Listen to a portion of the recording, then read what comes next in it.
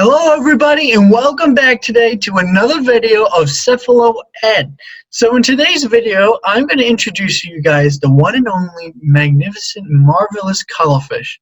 But before we get into this video, I just want to give a big shout out to this channel. We are at 88 subscribers. We are extremely close for this channel to hit 100 subscribers. So what I want you guys to do when you guys are watching this video, please hit that subscribe button, please hit that bell button, and most of all, please like this video. I have a goal for today's video. I want you to try and get 10 likes for this video. That'd be absolutely incredible.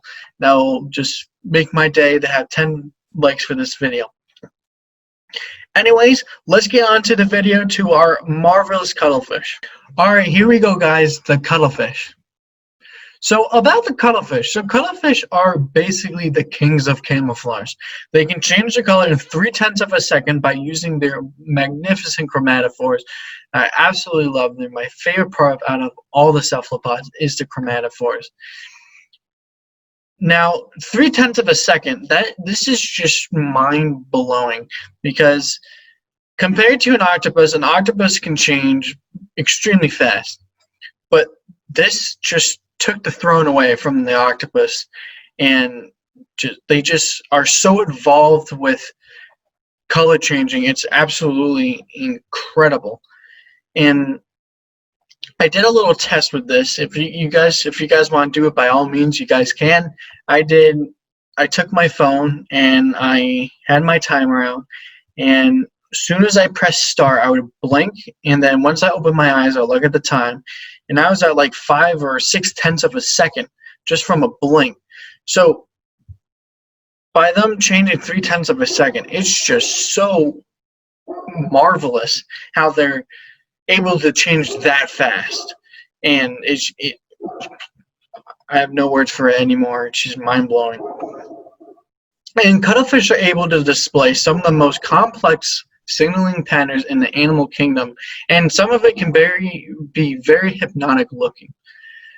So a lot of this complex signaling, they can actually overlap their colors, which is really insane. If you see some videos of giant Australian cuttlefish or flamboyant cuttlefish, you'll have basically your primary color, and then we have the secondary color that just comes in and just clouds over the primary color.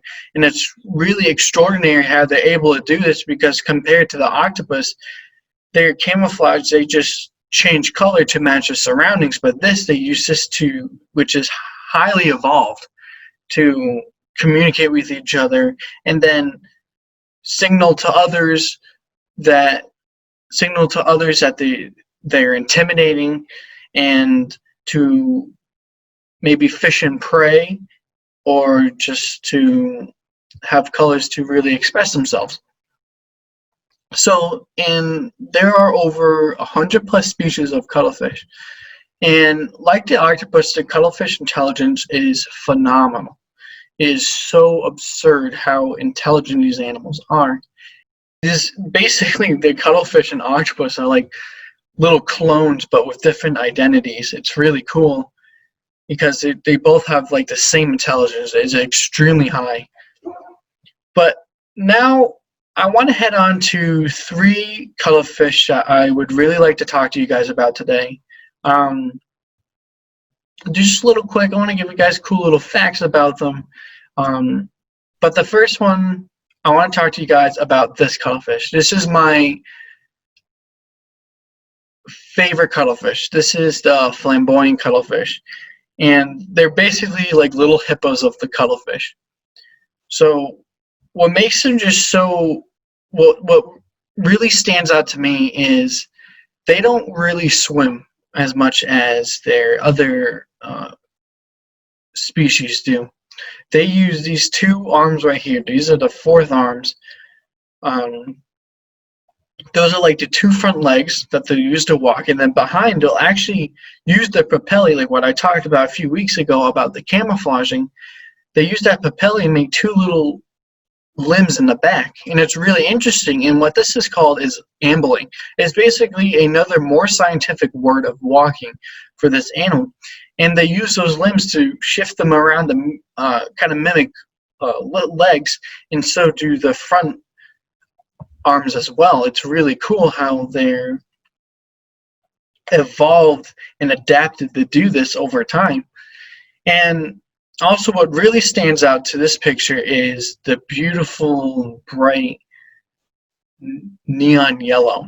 Now, why the cuttlefish has this is to really intimidate others, to tell them that I am very venomous, but which really flamboyant cuttlefish aren't venomous at all. They do have venom, but it's not really effective, but it's probably effective to very small crustaceans and other fish. And then right here, they really use their papillae a lot, and it's really staggering how they use it so well to really express themselves and change into their surroundings with it. It's really cool. And what's really interesting about this is how it's such a small animal. So flamboyant cuttlefish are literally about this big, and they use huge papillae, which is really cool. And a cool little fact about the cuttlefish, the flamboyant cuttlefish, like what I talked about last slide, about how they have that primary color and then they have that secondary color that comes in, that it's like a little animation. So the flamboyant cuttlefish, what this is called, it's called a traveling wave or a passing cloud.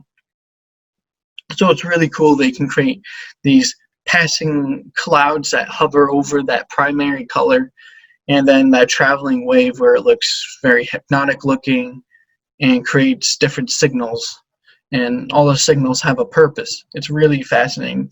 And now I want to talk to you guys about the giant cuttlefish. This is one of the most staggering cuttlefish, I think, out of all of them. So they are the largest cuttlefish out of the whole entire species of cuttlefish. They can weigh up to 26 pounds, and they can grow as long as 1 meter. So 1 meter is 3 feet, and it's absolutely amazing. And right here where you guys are looking at, this is probably the most attractive part in the front of the cuttlefish.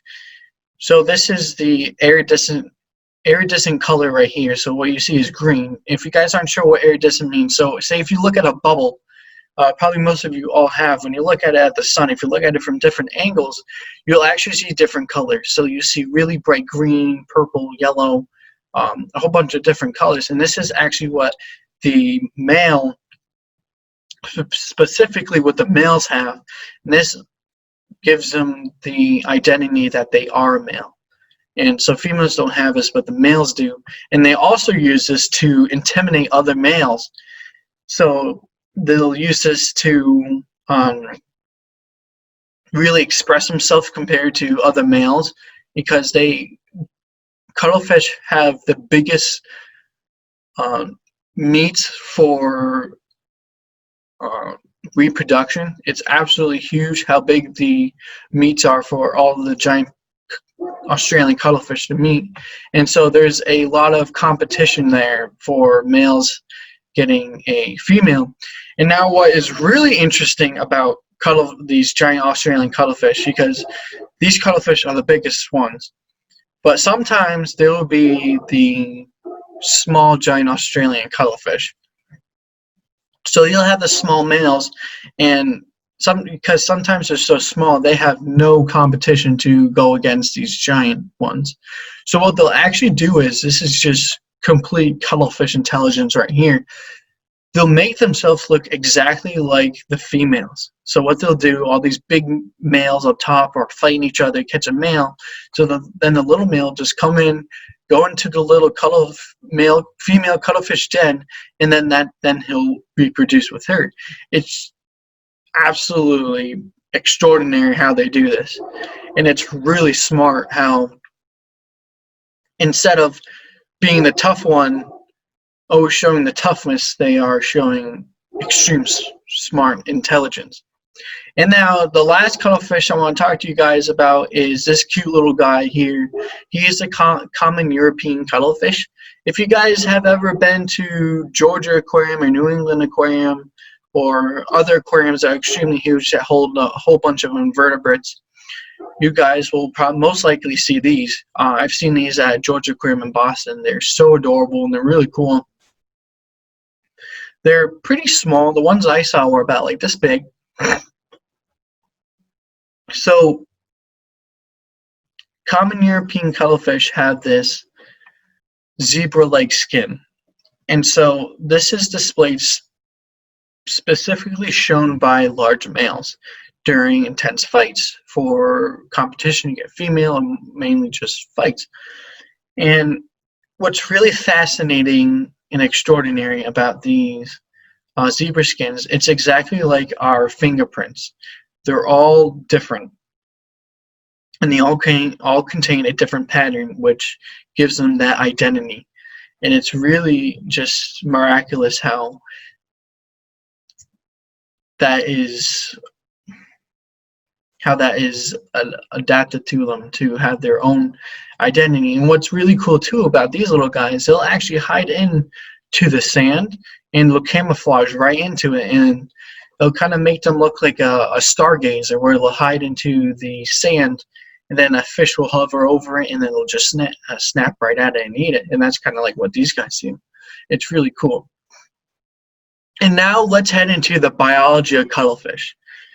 So they have an elongated body and two skirt-like fins that cover the sides. So like what we just went over, those three cuttlefish, you saw this huge two skirt-like fins and that elongated body. And even though they aren't as bullet-like as the squids, but they can still move extremely fast. And like the relative the squid, or if you guys want to specifically just talk about the squid and cuttlefish, you can call them decapods because deca means 10. And if you specifically just want to talk about the octopus, octopod, octo-8. They have 8 arms and 2 tentacles, but like the cuttlefish, cuttlefish tentacles are extremely highly evolved. They're elasticy and retractable, and these tentacles are extremely dangerous. So what's really just imposing about these tentacles, so let's head back to like the this European cuttlefish. You don't see the tentacles once at all, I mean, because they actually stash their tentacles in those crown of arms. They have like little pockets in there that they'll hide them. Oh, wrong one. And then once they want to have that prey, they'll open up their arms, and then you see these 2 little bulging tentacles, and they'll shoot extremely fast like a bull and catch that prey. And these tentacles have extremely strong suction cups, and then they'll just bring it in. And these fish cannot latch off of these tentacles once at all. So once they get stuck on them, they are stuck on them, and then they'll bring it into the crown of arms, and then that is when the cuttlefish will eat it. And so cuttlefish have a perouse or cuttlebone, which probably a lot of you guys might have heard. It's a pretty popular thing that you hear about the cephalopods. And this is used to help their buoyancy. So even though, yes, it has the name bone in it, it's not actually a bone, it's a protein. It's calcium carbonate. And you guys will, if you look up the cuttlebone, you'll see some cuttlebones and pictures of parrots or birds eating them because they're high in protein, and sometimes you see turtles eating them. And so what they do with this cuttlebone is they'll take liquid in from the ocean, and they'll use that to help them control their buoyancy and elevate them to the sunlight zone, or they'll bring them down to lower sunlight zone. And it's really cool how they're able to do this, and it's almost exactly like almost identical to the nautilus shell. Even though this doesn't have chambers though, and as the nautilus, it has chambers to have the gas go in all those chambers to help elevate it. But it's still really fascinating how they're able to do that. And then cuttlefish have a surprising lifespan of 1 to 2 years. Now this just really blew my mind because cephalopods, mainly octopus and squid, they have, the smaller ones have a very short lifespan. It's just extremely, extremely short.